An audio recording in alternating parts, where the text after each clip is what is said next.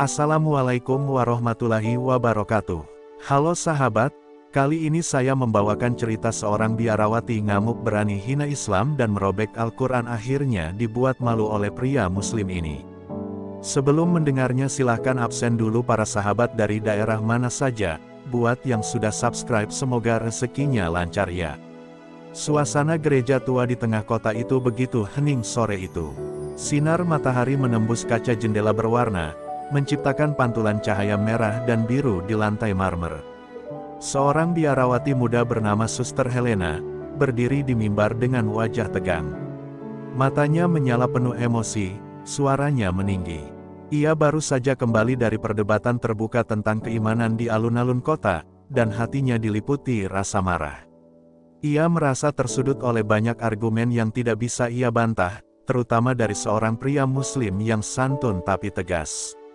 Di matanya, pria itu, Raffi, adalah simbol dari agama yang selama ini ia pandang salah.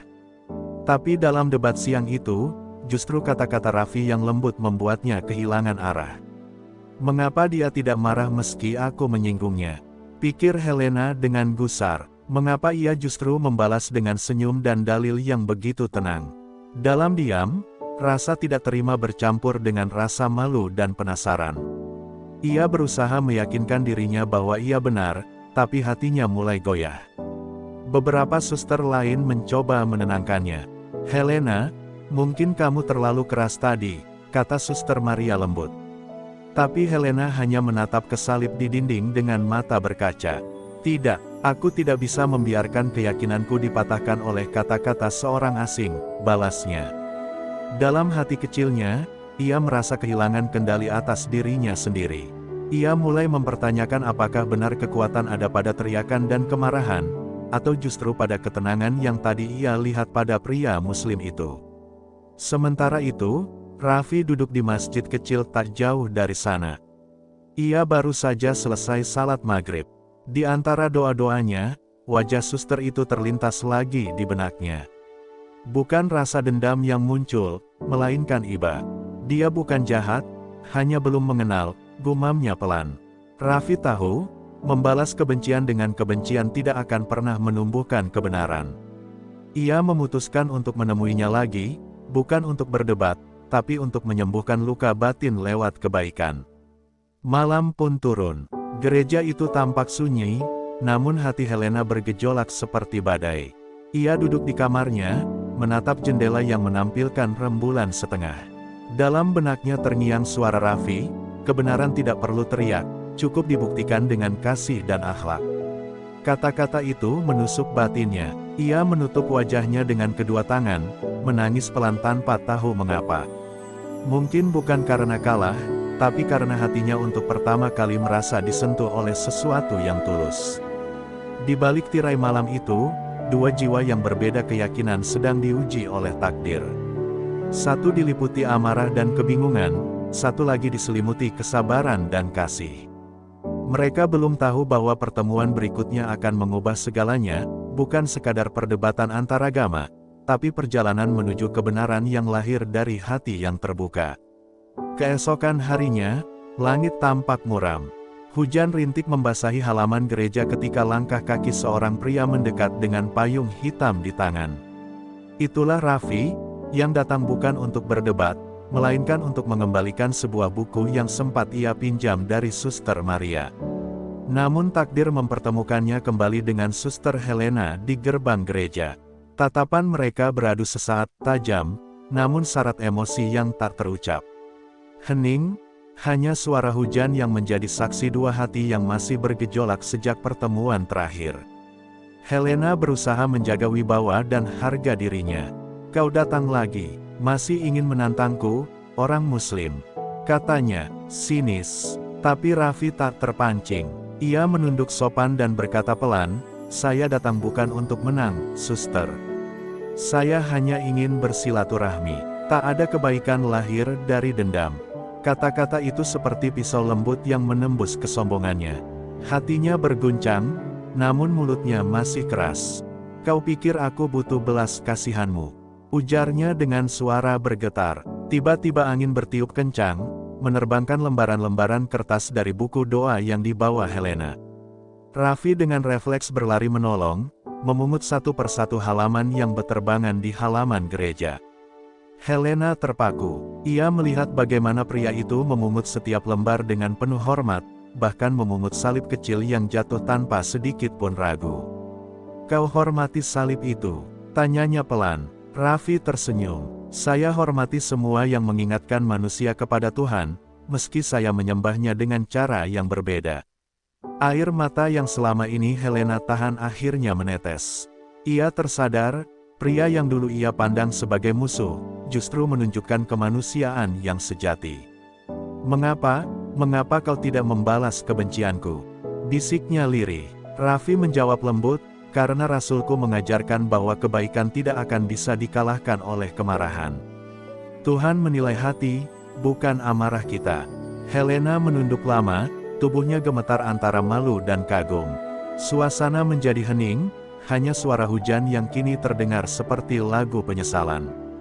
Raffi berpamitan dengan kalimat sederhana, "Semoga damai Tuhan menyertaimu, suster."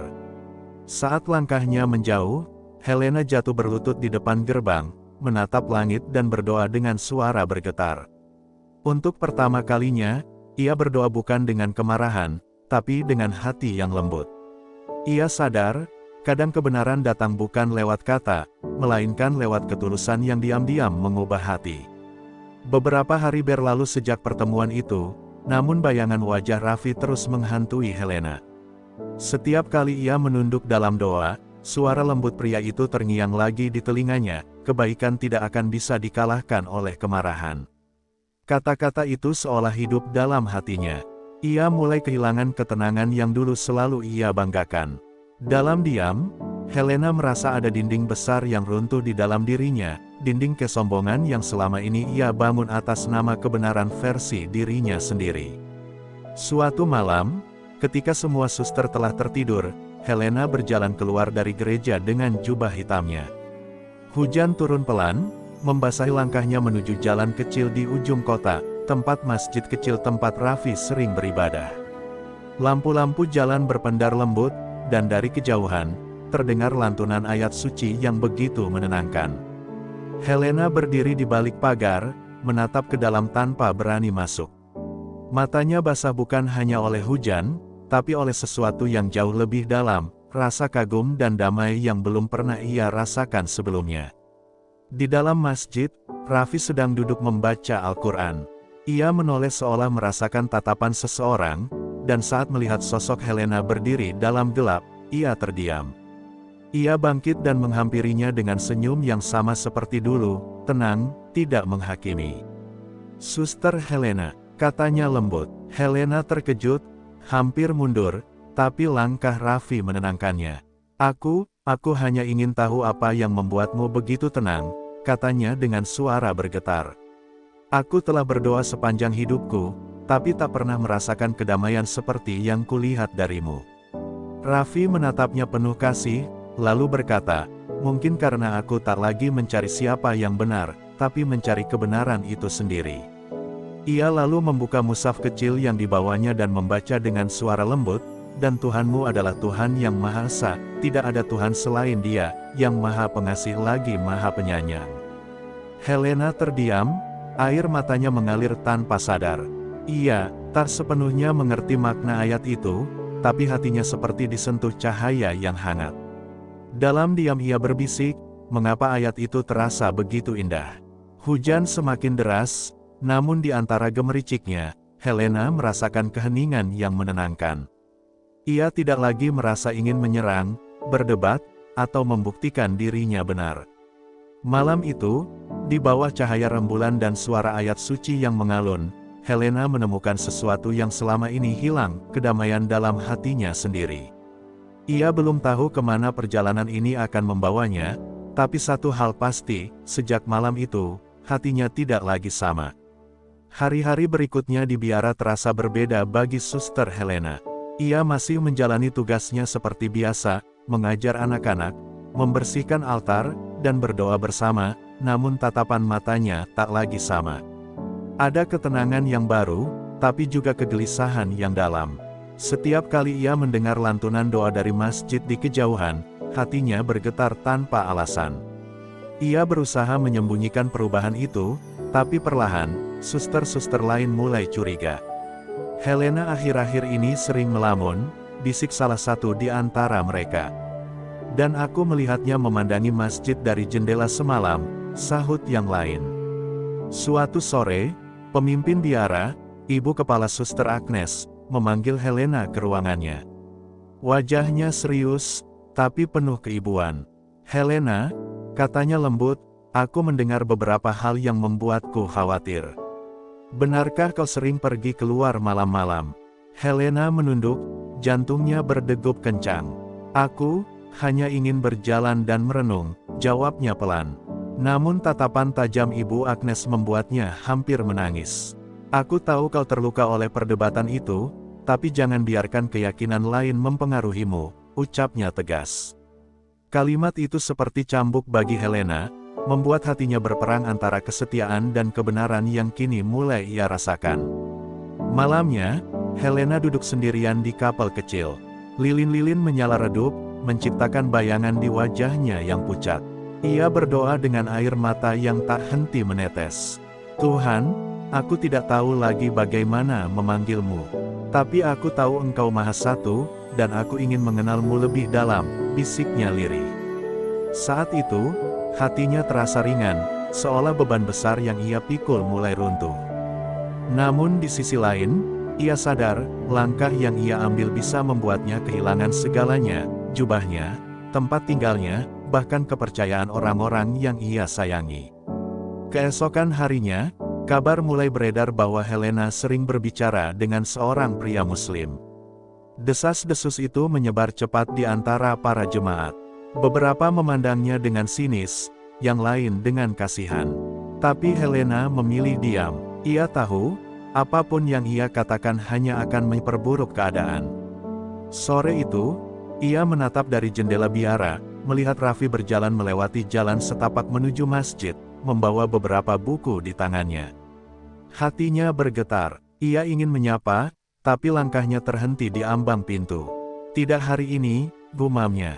"Aku harus kuat, walau dunia memusuhiku." Saat malam tiba, Helena duduk di ranjangnya dan memegang sebuah kertas kecil yang ia tulis dengan tangannya sendiri. Di atasnya tertulis kalimat yang ia dengar dari Raffi, "Kebenaran tidak akan bisa dikalahkan oleh kemarahan." Ia menatapnya lama, lalu tersenyum di tengah air mata. Dunia mungkin belum memahami perubahan hatinya, tapi ia tahu, cahaya itu sudah mulai tumbuh di dalam dirinya, perlahan tapi pasti, menuntunnya pada kebenaran yang sejati. Suatu sore yang muram, ketika langit berwarna jingga keemasan, ketenangan biara tiba-tiba pecah oleh suara keras dari ruang utama. Di sana, Suster Helena berdiri terpaku di hadapan para suster dan jemaat yang menatapnya dengan campuran marah dan kecewa. Di tangan ibu kepala Agnes, tergenggam selembar surat yang Helena tulis untuk dirinya. Sendiri, surat berisi pengakuan tentang keraguannya dan rasa damainya ketika mendengar ayat suci dari masjid. Surat itu ditemukan di bawah bantalnya oleh seorang suster muda. "Apa ini benar, Helena?" tanya Ibu Agnes dengan suara bergetar. Ruangan hening, hanya detak jam dinding yang terdengar seperti palu menghukum. Helena menatap lantai, tangannya gemetar, bibirnya kering. Ia ingin menjelaskan, tapi kata-katanya terhenti di tenggorokan. Aku hanya ingin mengenal Tuhan lebih dalam," katanya lirih. Namun kalimat itu justru menimbulkan bisik-bisik di antara jemaat. "Ia tersesat," kata satu suara. "Ia terpengaruh oleh orang luar," kata yang lain. Air mata mengalir di pipinya, tapi ia tak membantah. Di matanya kini tidak ada kebencian, hanya kesedihan mendalam. Ia merasa sendirian di tengah lautan manusia yang menatapnya seolah ia telah mengkhianati semuanya. Sementara itu, Raffi yang mendengar kabar tersebut bergegas menuju biara. Ia tak ingin Helena menghadapi badai itu sendirian. Namun saat ia tiba di gerbang, para penjaga gereja menghalanginya. "Pergi, kau penyebab kekacauan ini," bentak salah satu dari mereka. Tapi Raffi tidak membalas dengan marah. Ia berdiri di bawah hujan yang mulai turun, menatap ke arah gereja sambil berdoa dalam hati. Ya Allah, berilah dia kekuatan untuk menghadapi kebenaran-Mu dengan lembut. Dari dalam, Helena sempat melihat bayangan Raffi di balik hujan. Tatapan mata mereka bertemu sesaat, seolah waktu berhenti. Dalam diam, ia merasa tenang. Aku tidak sendiri, bisiknya. Malam itu, Helena dipanggil ke ruang doa terakhir kalinya. Ibu Agnes memintanya melepas jubah biarawati. Kau harus pergi dari sini, Helena. Kau telah melanggar sumpahmu. Kalimat itu menghantam hatinya seperti badai. Namun ia tidak menangis. Ia berdiri tegak, memegang salib di dadanya, lalu berkata dengan suara lembut namun tegas, "Aku masih mencintai Tuhan, Ibu. Tapi kini aku belajar bahwa Dia tidak dimiliki oleh satu nama atau satu tempat. Dia hadir di hati setiap manusia yang mencari dengan tulus." Semua terdiam, bahkan Ibu Agnes pun menunduk, tak sanggup berkata apa-apa. Helena melangkah keluar dari biara malam itu tanpa membawa apapun selain keimanan barunya yang masih rapuh. Hujan mengguyur tubuhnya, tapi ia merasa hangat, karena di ujung jalan, di bawah payung hitam, berdiri Raffi yang menunggunya dalam diam. Ia tersenyum samar, menatapnya dengan tatapan lega dan haru. Dunia mungkin baru saja menutup satu pintu untuknya, tapi Tuhan baru saja membuka 1000 jendela cahaya di hatinya. Malam itu, di bawah langit senja yang berubah gelap, Suster Helena melangkah menuju kehidupan baru, bukan untuk meninggalkan masa lalunya, tapi untuk menemukan damai yang selama ini ia cari. Fajar menyingkap kabut pagi ketika Helena melangkah perlahan menyusuri jalan kecil menuju masjid tempat Raffi sering beribadah. Tubuhnya lelah, tapi langkahnya mantap. Setelah malam panjang yang penuh air mata, kini wajahnya tampak tenang. Di tangan kanannya, ia membawa tas kecil berisi salib kayu yang dulu selalu menggantung di dadanya, bukan untuk dibuang, tapi sebagai pengingat perjalanan panjang yang telah membentuk dirinya. Ketika tiba di depan masjid, Raffi sudah menunggu, senyumnya lembut seperti pagi itu sendiri. "Kau datang dengan hati yang baru, Helena," katanya. Ia menunduk hormat, tanpa sedikit pun menghakimi.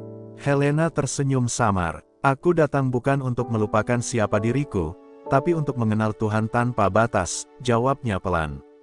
Ia menatap ke langit yang mulai merekah, dan untuk pertama kalinya setelah sekian lama, hatinya terasa ringan. Raffi mempersilahkannya duduk di serambi masjid, dan di sanalah mereka berbicara lama, bukan tentang agama siapa yang benar, tapi tentang bagaimana kebenaran dapat mengubah hati manusia menjadi lembut dan penuh kasih. Raffi menceritakan tentang ketulusan Nabi dalam menghadapi kebencian dengan sabar, dan Helena mendengarkan dengan mata berkaca. "Kini aku mengerti," katanya, "bahwa kebenaran bukan untuk dimenangkan, tapi untuk dirasakan." Beberapa hari kemudian, Helena memutuskan untuk tinggal di desa kecil tempat masjid itu berdiri. Ia mulai membantu anak-anak yatim belajar membaca, tanpa memandang keyakinan mereka. Orang-orang awalnya heran melihat mantan biarawati bekerja di lingkungan muslim, tapi perlahan, sikap lembut dan ketulusannya meluluhkan hati semua orang. Ia sering berkata kepada murid-muridnya, "Cinta sejati kepada Tuhan bukanlah tentang nama, tapi tentang bagaimana kita menebarkan kasih kepada sesama." Kata-kata itu membuatnya dikenal sebagai Suster Cahaya oleh warga desa, sebutan yang membuatnya tersenyum setiap kali mendengarnya. Suatu sore, Raffi datang membawa mushaf kecil dan berkata, "Helena, setiap hati yang mencari kebenaran akan diberi petunjuk. Kau telah menemukannya dalam caramu sendiri." Helena menerima mushaf itu dengan kedua tangan gemetar. Air matanya menetes tanpa bisa ditahan. "Aku tidak tahu kemana langkahku selanjutnya," ujarnya dengan suara bergetar, "tapi aku tahu, kini aku berjalan dalam damai." Raffi menatapnya dengan bangga, bukan karena ia berhasil mengubah seseorang, tapi karena ia melihat seorang manusia benar-benar menemukan Tuhannya. Malam itu, ketika bulan menggantung di langit, Helena duduk di tepi sungai dekat desa. Ia membuka mushaf itu perlahan dan membaca ayat pertama dengan suara pelan, "Dengan nama Allah yang Maha Pengasih lagi Maha Penyayang," hatinya bergetar. Ia menutup matanya dan tersenyum, merasa seolah seluruh hidupnya kini bersinar oleh cahaya yang sama sekali baru. Di bawah bintang-bintang yang tenang, Suster Helena, perempuan yang dulu berperang dengan amarah dan keraguan, akhirnya menemukan yang selama ini ia cari, kedamaian yang datang bukan dari perdebatan, tapi dari cinta dan keikhlasan hati. Waktu berjalan cepat, bulan demi bulan berlalu sejak Helena tinggal di desa kecil itu. Kini, wajahnya terlihat jauh lebih damai. Ia mengenakan kerudung lembut berwarna putih gading, bukan sebagai simbol agama tertentu, melainkan tanda kerendahan hati dan penghormatan pada Sang Pencipta. Setiap pagi ia mengajar anak-anak, dan setiap sore ia membantu warga yang sakit atau kesulitan. Suatu hari, tanpa diduga, datang kabar bahwa ibu kepala Agnes jatuh sakit parah. Helena terdiam lama, hatinya diliputi kerinduan bercampur rasa takut. Meski dulu ia diusir, tak sedikit pun ada benci di hatinya. Ia tahu, waktunya telah tiba untuk kembali, bukan sebagai biarawati yang tersesat, tapi sebagai manusia yang telah menemukan kedamaian sejati. Dengan langkah tenang, ia kembali ke biara yang dulu ia tinggalkan. Bangunan itu masih sama, tua, kokoh, tapi kini tampak lebih sunyi. Para suster yang melihat kedatangannya tertegun, beberapa bahkan meneteskan air mata. Helena menunduk sopan dan berkata lirih, "Aku datang bukan untuk membela diri, tapi untuk memaafkan." Ruangan hening. Ibu Agnes terbaring di ranjang, wajahnya pucat namun matanya terbuka menatap Helena. "Kau, masih ingat aku?" bisiknya. Helena menggenggam tangannya, menatap penuh kasih. "Bagaimana aku bisa lupa pada orang yang dulu mengajarkanku mencintai Tuhan?" Suasana berubah haru, air mata keduanya mengalir tanpa kata. Dalam percakapan singkat itu, Ibu Agnes berkata, "Aku pernah mengusirmu karena aku takut kehilangan keyakinanku, tapi kini aku tahu, Tuhan tak bisa dimiliki satu nama." Helena menatapnya dengan lembut. "Kita semua sedang mencarinya, Ibu. Dan setiap langkah yang tulus pasti akan sampai." Kata-kata itu membuat semua suster di ruangan menunduk menangis. Di saat itu juga, rasa dendam, marah, dan luka lama seperti lenyap di udara. Hanya tersisa keheningan yang damai, seolah cahaya lembut turun di antara mereka. Beberapa hari kemudian, Ibu Agnes meninggal dengan senyum di wajahnya, dan Helena ikut membantu pemakamannya dengan penuh hormat. Seusai prosesi, Raffi datang dan berdiri di sisi Helena di tepi makam. "Kau telah menyembuhkan hatinya," kata Raffi lirih.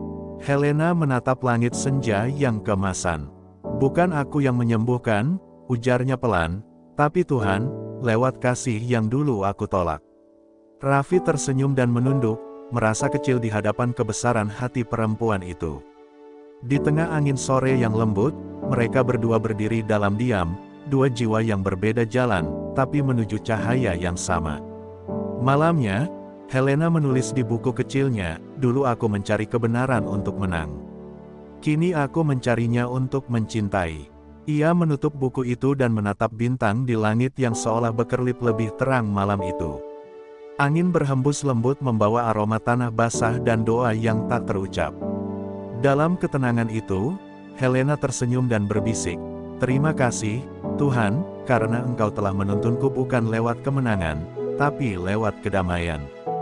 Dan di sanalah kisahnya menemukan maknanya, bukan tentang berpindah keyakinan, tapi tentang perjalanan panjang seorang manusia yang akhirnya mengenal Tuhan dengan hati yang tulus dan terbuka. Tahun demi tahun berlalu, dan nama Helena kini dikenal bukan karena masa lalunya, melainkan karena ketulusan hatinya. Ia mendirikan sebuah rumah kecil di pinggir desa yang menjadi tempat belajar bagi anak-anak miskin dari berbagai latar agama. Di sana tidak ada perbedaan, tidak ada perdebatan, hanya tawa, ilmu, dan doa yang menyatu. Orang-orang datang bukan untuk mendengar Helena berbicara tentang siapa yang benar, tapi untuk merasakan ketenangan yang terpancar dari sikapnya. Ia menjadi simbol perdamaian di tengah dunia yang sering terpecah oleh perbedaan. Dan untuk kita yang mendengarkan kisah ini hari ini, semoga kita belajar seperti Helena, bahwa kebenaran tanpa kasih hanya akan melahirkan perpecahan, tapi kasih tanpa batas akan menuntun kita semua menuju kedamaian sejati. Terima kasih untuk semua penonton yang telah mengikuti kisah ini hingga akhir. Semoga cerita ini mengajarkan kita arti kasih, ketulusan, dan kedamaian sejati. Jangan lupa untuk like, share, dan subscribe agar kisah-kisah inspiratif seperti ini bisa terus hadir dan menghangatkan hati kita semua. Ingatlah, perbedaan bukan untuk diperdebatkan, tapi untuk saling melengkapi dalam cinta dan keimanan. Sampai jumpa di kisah berikutnya, semoga cahaya kedamaian selalu menyertai langkah kita.